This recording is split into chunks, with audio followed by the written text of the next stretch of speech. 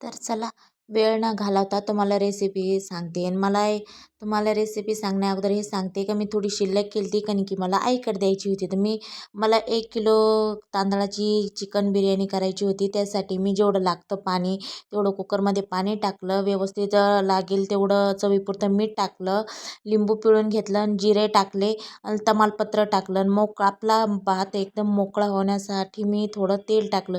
तुम्ही तूपही टाकू शकता. तुम्हाला जे आवडेल ते तुम्ही टाकू शकता. बटर टाकायचं नाही, तेल किंवा तूप. मग मस्त त्याला थोडं कोमट होऊ दिलं. तसं पाणी थंड असताना भात टाकायचं आणि मग मी इथं तांदूळ व्यवस्थित निसून घेतले आणि 2 मिनटं ते भिजत ठेवले होते मी. मग ते मी पाण्यामध्ये टाकले व्यवस्थित शिजायला. आणि टाकल्यावर जास्त ढवळाढवळी करायची नाही, एकदाच फिरून द्यायचं म्हणजे आपला भात मोकळा होतो. मग मी काय मस्त फिरून दिला आणि मस्त भात असा माझा मोकळा तयार झाला. बघू शकता तुम्ही किती मस्त मोकळा झालेला आहे. मग काय इथं त्याने मला चिकन आणून दिलं होतं. मग चिकन मी त्याच्यामध्ये मीठ टाकून धुतलं त्याला व्यवस्थित. मग नंतर गॅसवर पातेलं ठेवलं, त्याच्यामध्ये चिकन टाकलं, त्याच्यामध्ये मीठ टाकलं, टमाटे टाकले, कांदे टाकले आणि हळद टाकली आणि चांगलं असं फिरतून घेतलं. आम्ही असंच करतो, कारण की त्यातलं जे वैस पाणी राहतं ना, मग ते आटून जातं त्याच्यातलं. मग मी चांगलं असं मस्त फिरून घेतलं त्याच्यापर्यंत जोपर्यंत. आणि मग तोपर्यंत इकडे कोथिंबीर निसून घेतली. आता तर लागणारच होती, पण नंतर दुसऱ्या भाज्याकरिताही अशी कोथिंबीर निवडून ठेवली ना तर खराब होत नाही, 15 दिवसही टिकती.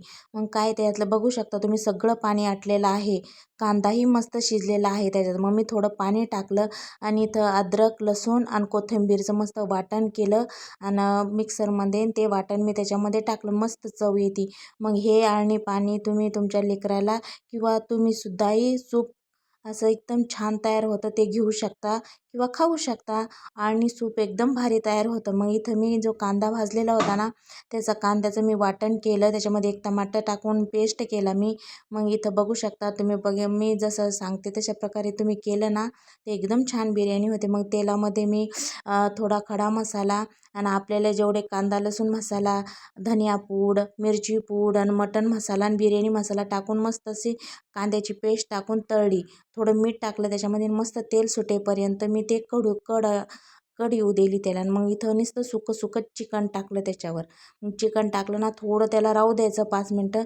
मग नंतर पाणी टाकून थोडं त्याला म्हणजे थोडं गॅसवर राहू द्यायचं. आणि मग नंतर आहे ना त्याच्यामध्ये भात टाकायचा अशा प्रकारे. आणि एकदम इतकी छान बिर्याणी होती ना, आणि पीस बी एकदम मस्त शिजलेले होते. तुम्हालाही अशा प्रकारे करायचे असेल तर नक्की करून बघा. आणि मग माझं आलं होतं नळाला पाणी, तर मग मी पाणी भरून घेतलं. फरशी थोडी वल्ली झाली होती तर मग स्वच्छ पुसून घेतली. मला तर खूप जेवले होते मी, तर मला झोप येऊ लागली, काम करायचा असा कंटाळा येऊ लागला. पण काय भेटूया नेक्स्ट व्लॉगमध्ये.